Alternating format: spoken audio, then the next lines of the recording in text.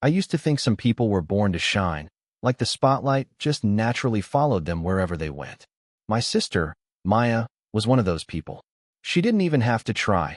Her laugh was louder, her smile brighter, her stories always seemed bigger than mine. Whenever she walked into a room, eyes turned. And whenever I walked in, well, no one really noticed. But I didn't mind, not at first.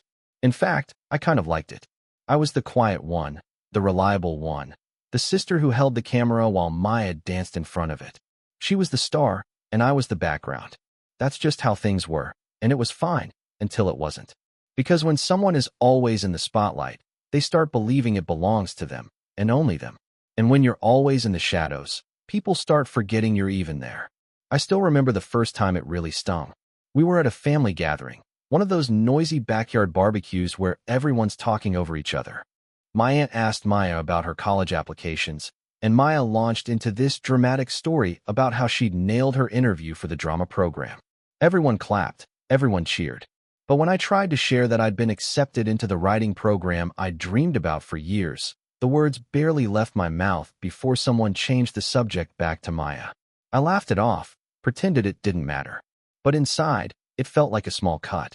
And small cuts, they add up. The thing is, Maya didn't mean to hurt me. She wasn't cruel. She just absorbed attention like oxygen, and I let her. I thought that was my role, to keep the peace, to stay quiet, to be supportive. But then something happened that made me question everything. Something that pulled me out of the background and shoved me into the center of a story I never asked for.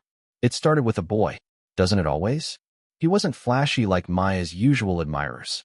He noticed things most people didn't. The way I fiddled with my necklace when I was nervous, the fact that I remembered everyone's coffee order, even the way I preferred listening over talking. He saw me, the me that lived off stage, in the shadows. And for the first time, I felt like maybe that was enough. But when Maya found out, when she realized that someone could look past her dazzling light to find me standing quietly behind her, things began to shift. At first, it was subtle, a joke here, a raised eyebrow there. But little by little, the sister I thought I knew started to change. And the girl who loved staying invisible? She was about to be dragged into the spotlight in the worst possible way. Because Maya wasn't about to let me have something she believed belonged to her. And that was just the beginning. Maya and I grew up in the same house, under the same roof, but sometimes it felt like we lived in two different worlds. She was the oldest by just 18 months, but you'd think there was a 10-year gap between us by the way people treated her. To my parents, she was the leader, the example, the one everyone should follow. To teachers, she was the charismatic one, the kind who always got picked to read aloud or lead group projects. And to our friends, she was simply Maya, the girl everyone wanted to be around. Me? I was the quiet shadow in the corner. I wasn't unloved, not ignored exactly, just overlooked. If Maya was the sun, I was the moon, visible only when she wasn't shining too bright. And the truth is, I thought I was okay with that for most of my life. It was easier to let her take the stage. It meant less pressure, fewer expectations. But deep down, I still wanted to be seen. Not in the big, flashy way Maya was, but in that quiet, steady way that made people feel they really knew you. I wanted someone to notice the words I wrote in my notebook, the sketches in the margins of my homework, the way I listened when others talked. I didn't need applause. I just needed recognition. Maya and I weren't enemies. We actually laughed a lot together. She'd tell stories with wild hand gestures, and I'd be the one who whispered the details she forgot. She needed me, even if she didn't always realize it. I filled in the blanks, the spaces between her bursts of energy. And when no one else was around, she'd confess her fears to me. The stage fright she hid from others, the worry that people liked her for her performance, not her real self. Those were the moments that reminded me she wasn't just a spotlight. She was human too. But then came Ryan. Ryan wasn't the kind of guy who fell at Maya's feet, and maybe that's what made him different. He was thoughtful, quiet, the type who asked questions and actually listened to the answers.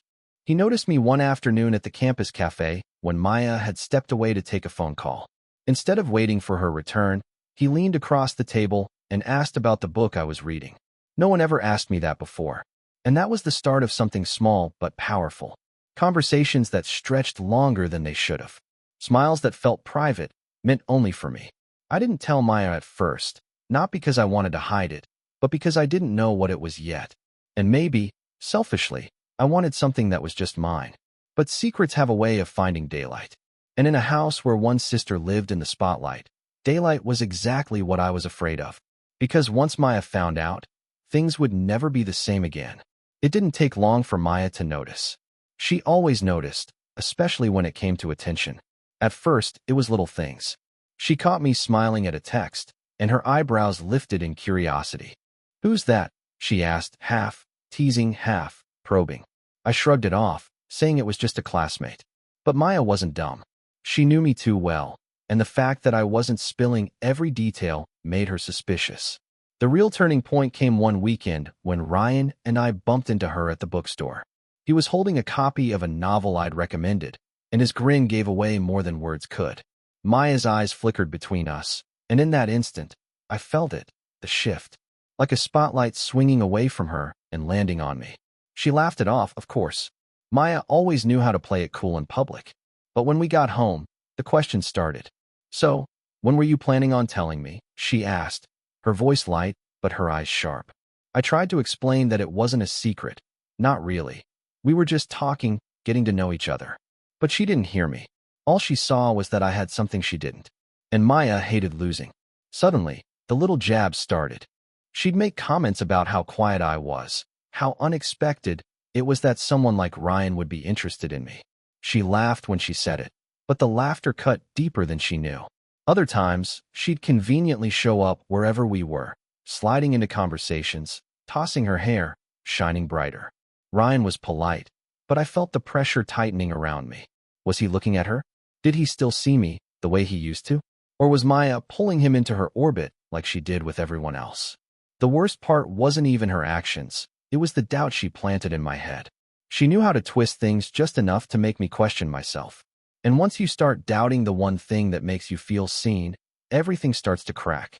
One night, I caught Maya texting under the table, her phone lighting up her smirk.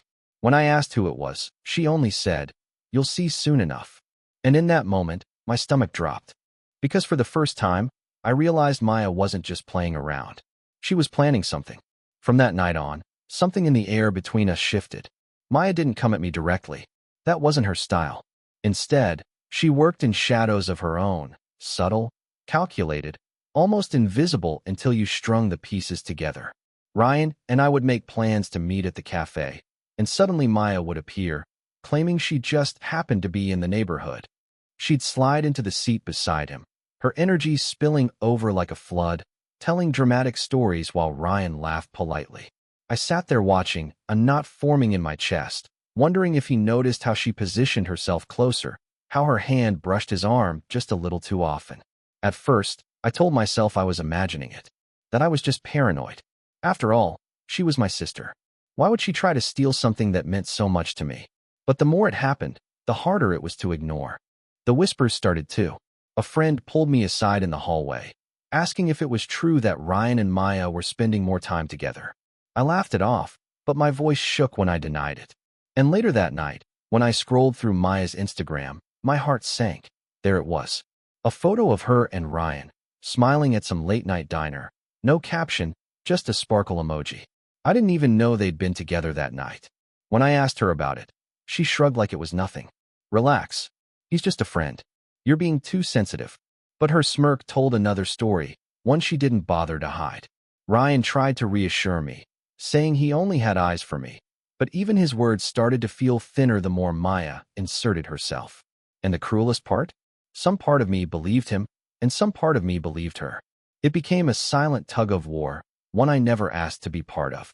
Every smile from Ryan felt like proof. Every laugh he shared with Maya felt like betrayal. And Maya, oh, she knew exactly what she was doing. She was testing me, pushing me, daring me to step out of the shadows and fight. But I didn't know how. I'd never been the fighter. I'd always been the quiet one, the safe one. And Maya thrived on conflict, on being the center of it. Then came the night of the party. The one I didn't even want to go to, but Ryan insisted. He said it would be fun, that I needed to relax, that we could finally just enjoy ourselves. I wanted to believe him. I wanted so badly for things to go back to the way they were in the beginning. Simple, quiet, ours.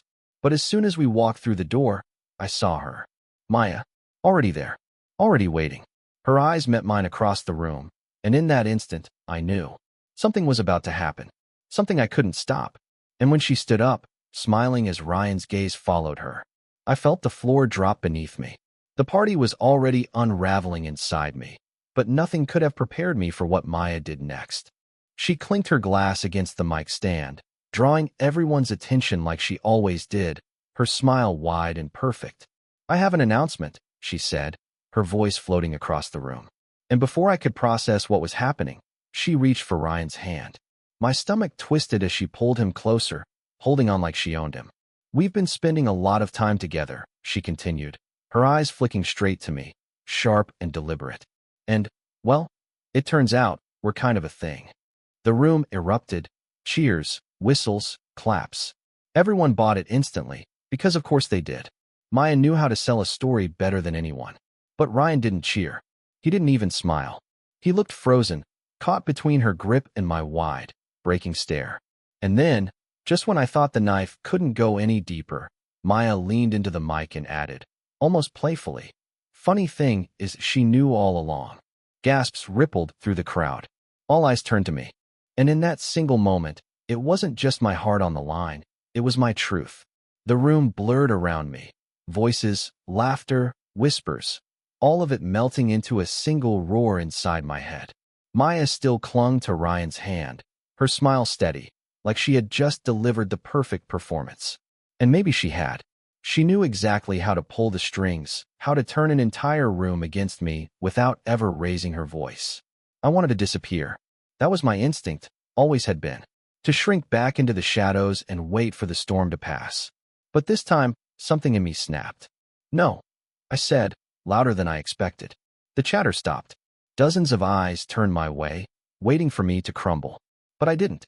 I looked right at Maya, my voice shaking but strong enough to cut through the silence. "You don't get to tell my story." Ryan yanked his hand free from hers. "What are you doing, Maya?" His tone was sharp, the kind I'd never heard him use. For the first time, the spotlight slipped from her face. She tried to laugh it off, saying it was just a joke, just fun. But Ryan wasn't laughing. Neither was I.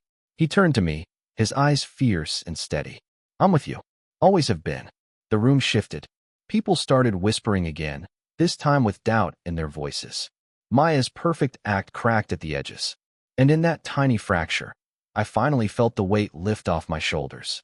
But then, just when I thought it was over, Maya's expression hardened. She leaned close. Her words meant only for me. "You think you've won? You have no idea what he's hiding." I froze.